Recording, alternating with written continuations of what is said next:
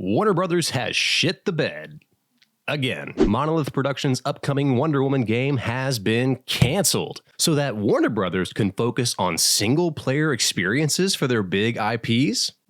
Something isn't adding up. Lately, it seems like the only thing Warner Brothers is good at is giving up on projects that creatives have poured their hearts and souls into. Just in the last year, Warner Brothers games have released the Suicide Squad Kill the Justice League game, a live service multiplayer open world third-person team-based looter shooter. I'll try saying that 3 times fast. And within that same year, announced they would be canceling live service support for it by January 2025. Wow, that's already happened. And I'd imagine within the next year or so, they will be shutting down the multiplayer servers. And in more recent news, their Super Smash Bros. Clone, Multiversus, will also be shutting down its servers in May of 2025 after 3 years. Barely, due to the fact that nobody wants to fucking play that game because it's slower than molasses and it's not as good as Super Smash Bros. Or even that Nickelodeon ripoff, which I hear the sequel's pretty good. And guess what? It's also choked with microtransactions and season passes. And now the Wonder Woman game has been canceled,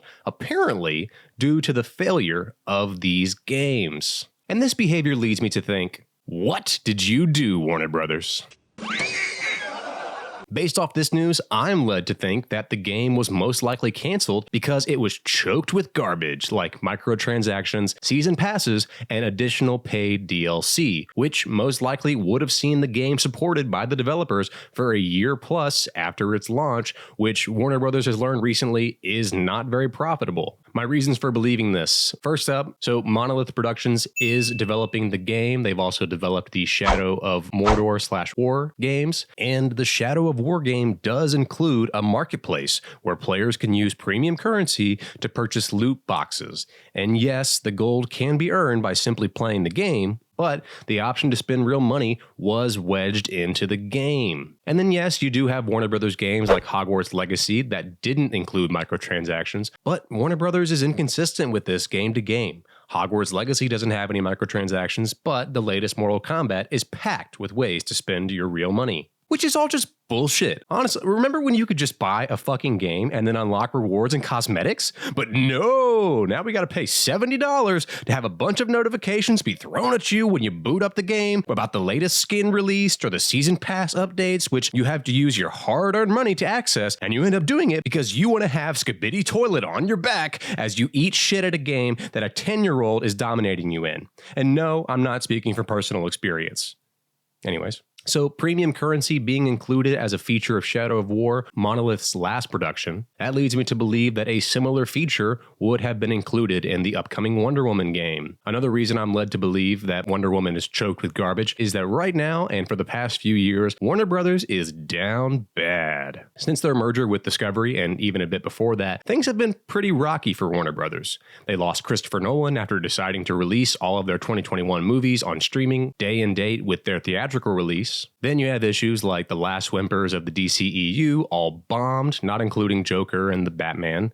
They've canceled several movies that had completely finished production, like Batgirl and Coyote vs. Acme. And it has been reported many times that Warner Brothers has lost billions of dollars in revenue over the last few years. And with misfires like Multiversus and the Suicide Squad game, which both feature live service models to pump out extra money over a long period of time, it seems like Warner Brothers was willing to try anything to bring in that bread. So the idea of the Wonder Woman game being built to sustain players over a long period of time with seasonal content and microtransactions doesn't seem that far-fetched. As of time of recording, there is no record that this was the case, and this is purely speculation. But this is a YouTube channel, and I'm allowed to speculate. We do know a few things, however. The game was announced in 2021 and would feature Monolith's trademarked Nemesis system, which basically means that enemy NPCs in the game would remember encounters with you and scale in difficulty depending on your own unique playthrough of the game. It was set to be an open world, most likely akin to what we've seen in the Batman Arkham and Shadow of Mordor games, and about 14 months ago,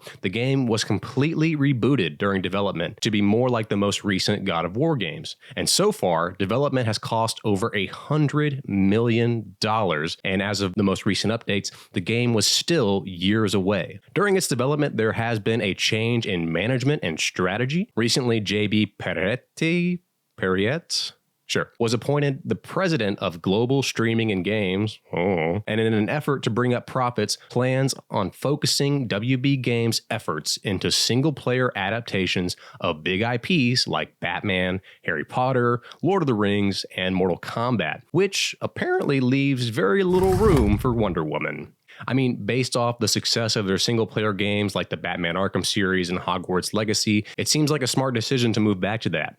But what I find curious about that statement is they want to focus on single-player experiences. And despite not knowing much about the Wonder Woman game, so far, with all the info we have on it, it seems like we were going to get a single-player game. But if it was being developed to include live service elements, there's a good chance they would axe this project because it no longer aligns with the company's strategy. And with the game already having been rebooted once and now being $100 million in the hole, it seems like it's too late to turn back and start again. And yes, the live service model can work. We've been seeing it with free-to-play games like Fortnite and Marvel Rivals, and even with paid games like Helldivers 2 and Call of Duty, even though Call of Duty has been going apeshit recently with their live service offerings. I'm not about that. Multiversus and Suicide Squad both attempted a live service model, but failed.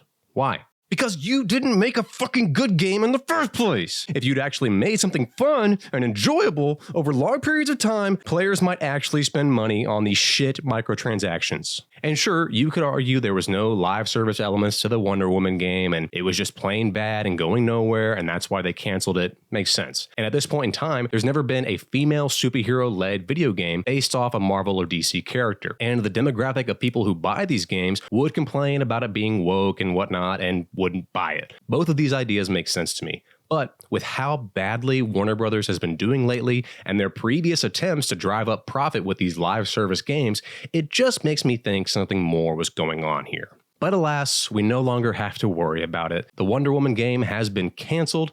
And wow, look at that, just in time for Women's History Month. Yet another great move by Warner Brothers. Personally, I would have enjoyed the hell out of that Wonder Woman game. And yes, I am biased because I'm a big DC fanboy, but really, I just love superheroes and I love good games. If you could put those together, I'd be a happy camper. And despite the cancellation, I'm still excited to see what the future holds with this change in strategy. But what do you think? Do you believe this multi-billion-dollar corporation's reason to cancel this game? Would you have played the Wonder Woman game? Sound off below. And before you go, maybe consider leaving a like on this video, help get it seen, and subscribe to the channel if you like videos about superheroes, pop culture, and junk like that.